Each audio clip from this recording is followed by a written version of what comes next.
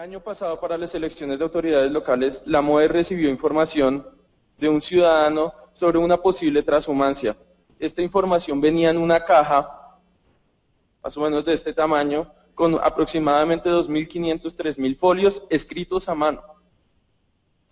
Esto refleja el impacto y el interés que tiene la ciudadanía en evitar este tipo de fraude. Cuando uno mira el código electoral, uno ve que hay unas soluciones para evitar esta modalidad de fraude. Soluciones como la residencia electoral, la definición de la residencia electoral y el registro electoral, que puede ser actualizado de manera permanente. ¿Qué genera esto? La facilitación de la verificación de la autoridad electoral. Es decir, la autoridad electoral ahora le quedaría mucho más fácil mirar que este censo esté efectivamente depurado. La eliminación del periodo de mayor movilización de electores. Ese periodo que normalmente se veía el movimiento de buses con una cantidad de votantes de una circunscripción a otra. Y efectivamente la reducción de posibilidades de modificación. Al recaer toda la inscripción en los lugares de la registraduría, se disminuye la posibilidad de que sujetos que están diligenciando los formularios de inscripción de cédulas lleguen a tener la posibilidad de modificarlos. Sin embargo, la autoridad debe estar atenta a la modificación del modus operandi de este tipo de conductas. Es decir, cuando se modifica la inscripción a un carácter permanente, ya no se van a ver este tipo de movilizaciones ciudadanas, sino que este fraude se puede trasladar a todo un periodo de más de 2 años. Asimismo, le correspondería a la Fiscalía estar pendiente de cuáles son las modificaciones que tiene este tipo de fraude electoral.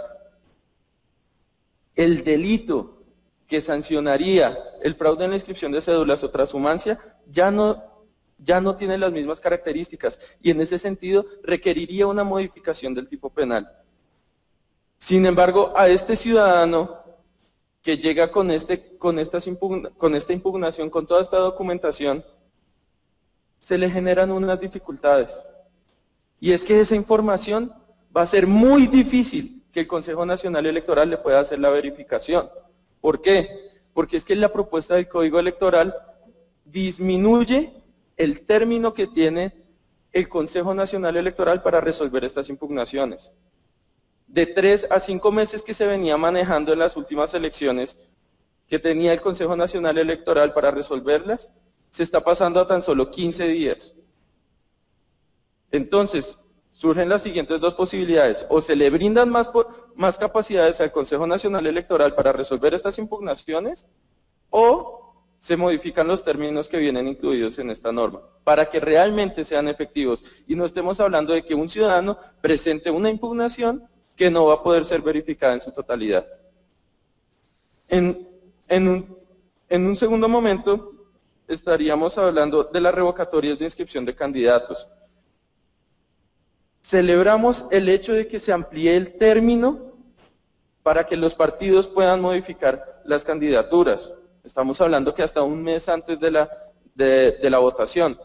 Esto creemos que es un avance, puesto que debido a esas limitaciones temporales, muchas solicitudes de revocatoria fueron descartadas. Y eso tiene como consecuencia el hecho de que se hayan realizado ya varios procesos atípicos por causa de inhabilidades o de candidatos que no podían presentarse.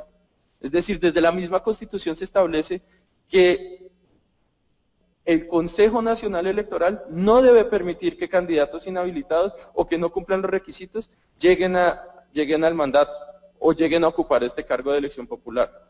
Entonces, es muy bueno que se amplíe este término para que los partidos y la misma autoridad electoral de oficio pueda modificar estas inscripciones.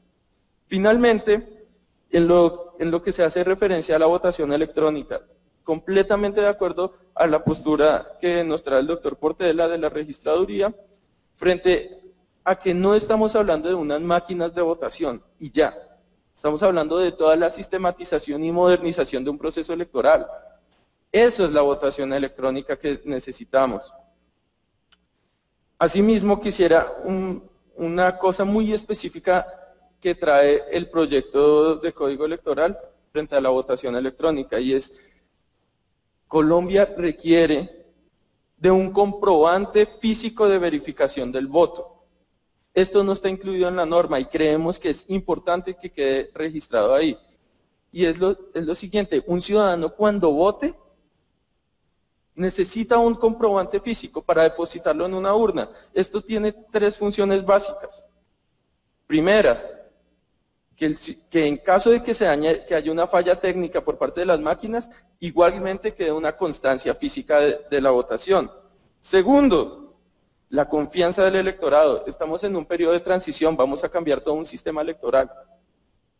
Estamos cambiando la modalidad en que vienen votando los ciudadanos. El ciudadano tiene que ir cambiando progresivamente. El ciudadano tiene que tener la constancia de que efectivamente lo que está ahí es lo mismo que está en su papelito. Y finalmente es un mecanismo de verificación para las reclamaciones de los testigos.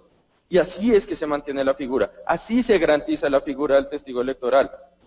El ministro hace ya un par de horas hizo referencia a esto, que se quería garantizar la figura del testigo electoral y sus funciones. Claro, pero si estamos hablando con votación electrónica, la manera de impugnar de un testigo electoral es mediante esta verificación física. Pues en el documento Doctor, que ya le ruego el favor ¿ya cierro? concluir porque Qué pena. el tiempo nos apremia. En el documento que se les hizo entrega, ahí está más claro y un poco más específico todos los temas que he tocado. Muchísimas gracias. A usted, doctor Mancera, además quiero decirle que serán muchas las veces que tendremos que vernos con usted en la discusión de este proyecto.